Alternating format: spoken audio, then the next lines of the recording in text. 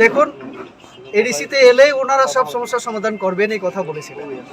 তার মধ্যে আর একটা কথা, গ্রেটা থিপ্রালেন নিয়ে যেহেতু আন্দোলন, তো গ্রেটা থিপ্রালেন পাওয়ার জন্য তো একটা উদ্যোগ নেওয়া উচিত, পদক্ষেপ নেওয়া উচিত। তাইলে সেই পদক্ষেপ কি তাদের? কোনো বিল আনলো না, মৌখিকভাবে সবাই মিলে বললো আমাদের থিপ্রালেন চাই। তো চাই বললে তো হবে না, চাওয়ার জন্য তো একটা আনুষ্ঠানিকভাবে লিখিত আকারে আবার রাজ্যপালের কাছে, আবার রাষ্ট্রপতির কাছে যেতে হয়। পার্লামেন্ট আছে, বিধানসভা আছে, আমার এডিসির মধ্যে কাউন্সিল আছে, কাউন্সিলের মধ্যে বিল আনো, বিলের একটা কপি আমাকেও দিক, সাংবাদিক আপনাকে দিক, সবাইকে দিক, আমরাও পড়ি না কোন ধারায় কিভাবে সীমানা কতটুকু, কে কে থাকতে পারবে সেখানে, বাঙালিরা সেখানে থাকতে পারবে কিনা, না শুধু তিপ্রাসারা থাকবে। উনি এক এক জায়গায় এক একটা কথা বলেন।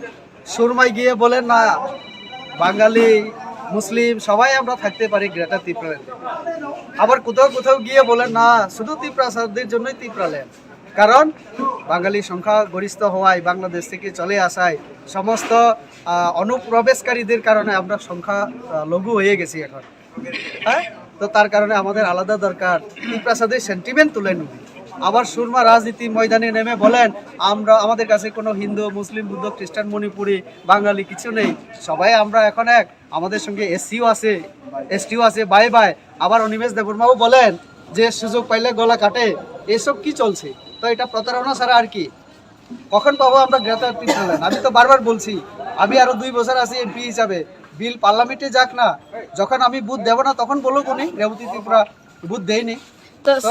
কিছুই তো সুযোগ দেয়নি এখন আমাদের। তার মানে আপনারা বুঝে গেছেন বাই ইলেকশন শুরুর মধ্যেই যে আপনারা বুঝে গেছেন। আমি বুঝিনি, জনগণ বুঝেছে, জনগণ বুঝিয়েছেন ওনাকে, জনগণ ওনাকে বুঝিয়েছেন জনগণ কি চায়, জনগণ কি চায় সেটা সুরমা প্রতিফলিত হয়েছে। কারণ সেখানে গিয়ে তিনি ওই যে হালামপাড়া, কানাইলাল হালামপাড়ায়, হালামরা ম্যাক্সিমাম আমাদের খ্রিস্টান ধর্মের হয়, তাদেরকে বলল যে তোমরা তো খ্রিস্টান, তোমরা কেন বিজেপিকে ভোট দেবে? বিজেপি তো সব হিন্দুকে নিয়ে ভাবে, হিন্দু পার্টি।